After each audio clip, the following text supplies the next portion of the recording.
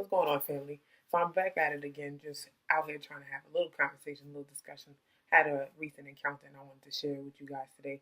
Um, so actually, was it yesterday? Yeah, it was like yesterday. In the office, regular. Again, I do office work. So what we do all the time, we run our mouths. We talking a little smack or whatever the case might be. And we was having a discussion about my director who is overly involved in work, right? So I at the dealership with my brother, and in this time, we're having a discussion about rates and all this other stuff, and trying to work something out, trying to create some negotiations and all this other stuff. In the midst of that, my director comes walking past the glass, right? So I'm like, oh, shit, that's my boss. It's like, okay, cool. So I let him be. Notice that he was with his wife and his kids. He was on the phone, right? So he's walking past whatever kind of conversation he's having. As passionate as he did. Mind you, it is a Sunday, but neither here nor there until I further explain later. So, long story complicated. He comes inside, he do his thing, kids is running in and out of the minivans and all that, regular. And I didn't speak to him. And then when I came in on Monday and I saw him, I told him, I was like, yeah, by the way, I saw you over at such and such. He's like, really, why didn't you say anything and all this other stuff? So I'm like, yeah, I'm kind of territorial, so I don't do things like that. Like if you're with your wife, I'm not going to take it upon myself to just jump up and be like, oh, hey, what's going on? How you doing? Blah, blah, blah. And there was no formal or proper introduction prior to for me to be so friendly and, buddied up in the street.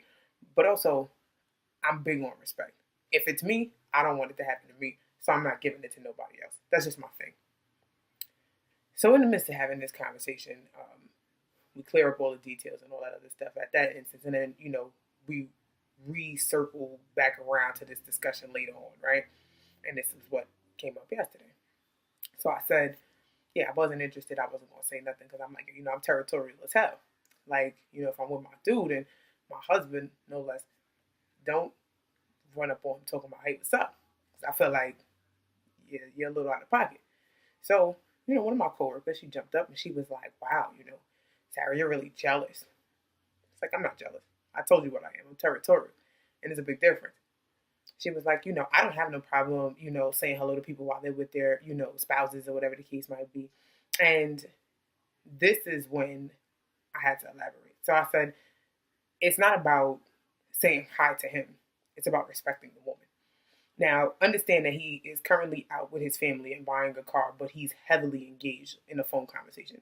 In the midst of having this phone conversation, a coworker walks up to him and is saying what up. Now, I overheard some of the tidbits of the conversation, and I'm like, yo, on a Sunday, you really talking about work stuff? Like, you're really in a heated debate. You out with your family, you talking about work stuff?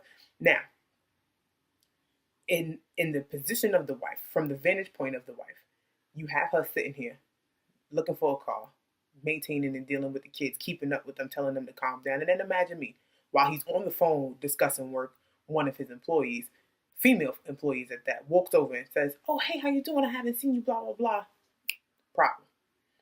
Not because it's something that I need to hide, but that if you can break away from a conversation that you're having on the phone to speak to your coworker that you work with, yeah, I might look at you like you're a little bit crazy.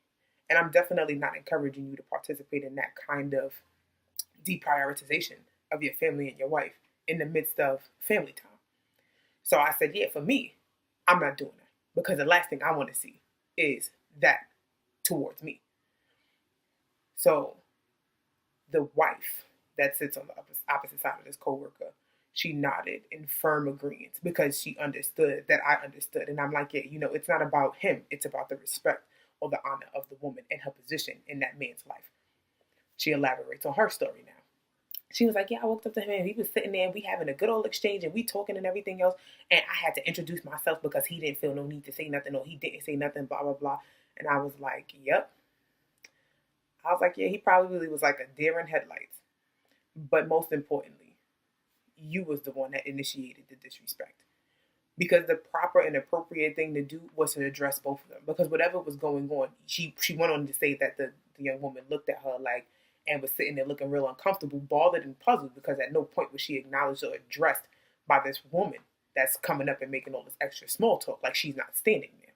So you see, what happens is that we don't see ourselves. But you know what? I come here to say and to talk about Judge Lynn Toler, right? I love Divorce Court. That's my shit. Like, I watch it all the time.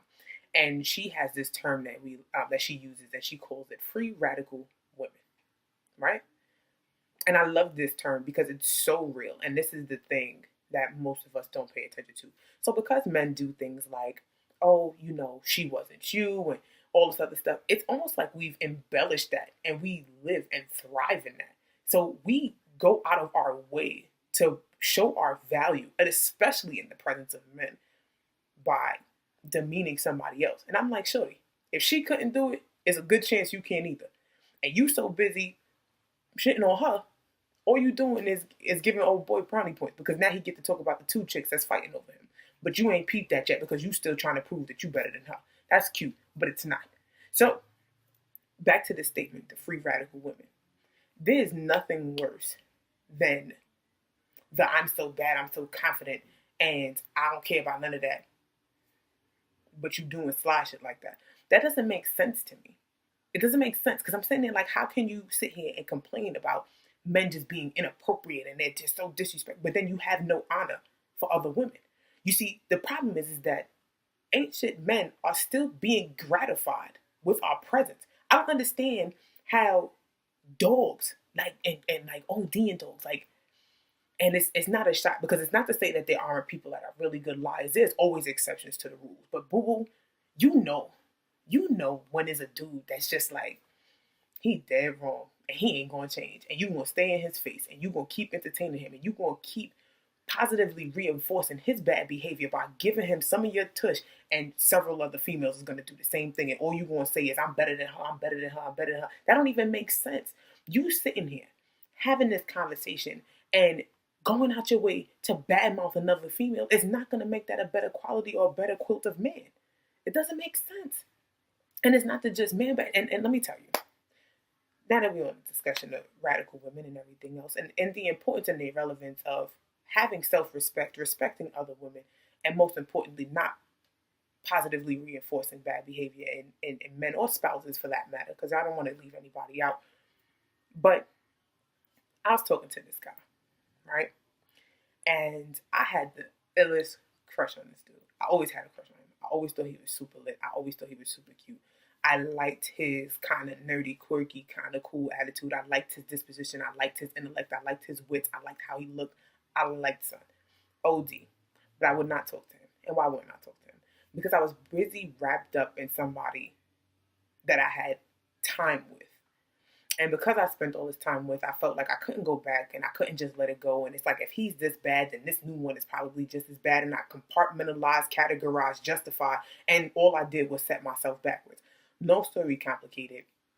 It came to a point where I wanted to go forward with this new guy. But the problem is that while I was telling him no, somebody else was telling him yes. And the same guy that I knew I didn't have no future with got married, had a kid, left the kid's mother, left the wife, and trying to figure stuff out, still trying to figure out where I could fit in, and still treating me like garbage. He doing the same thing he been doing.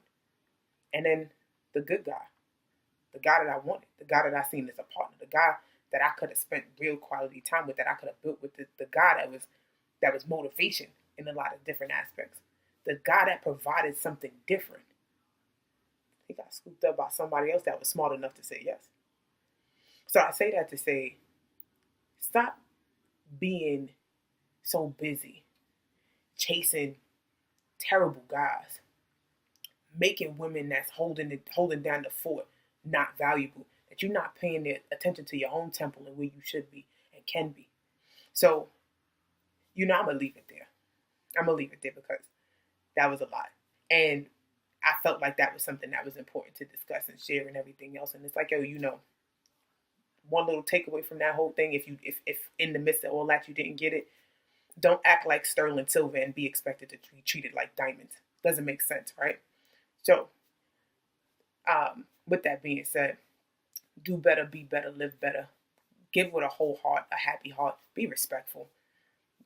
That goes so far, and I just hope that resonates with somebody and everybody everywhere, especially for people that's in relationships, not in relationships, and all that other stuff. With that being said, I think I'm gonna wrap this up.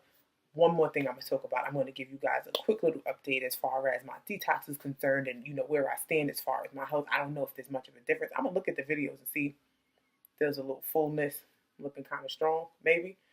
Uh, so the detox is going extraordinarily well. And as a matter of fact, I have come to this place where I realize that in me doing enough of the right things, that people that are within my immediate reach, people that see me, know me, understand me, that kind of thing, have been inspired and motivated to do things better. And I actually had a realization about that the other day, because I would kind of look like, oh, that's kind of weird if you do things that I do. But I need to stop seeing myself as somebody that's not worth being commended or admiration. And I don't want to sound cocky because it's very hard to have this discussion and not sound like full of yourself. But that's the point. I do want to encourage people to do better and be better. And again, this is why I'm here. So with that being said, I think so far, I started January 2nd. I have been actively going to the gym. I drink shakes all the time. I eat lean for the most part. Different things like that. I'll give you a full breakdown another time. And I think I've dropped about anywhere between 15 and 20 pounds. But I'm going to have an update, and I'll probably get to putting pictures and things like that on my social media just so that people can see it and believe it and understand it if you can't see it in the video. But yeah, so again, do right, be right, eat right, pray hard, live well, treat others with respect. But until next time, squad, take good care. Thank you again for tuning in, and I hope to see you again next time. All right?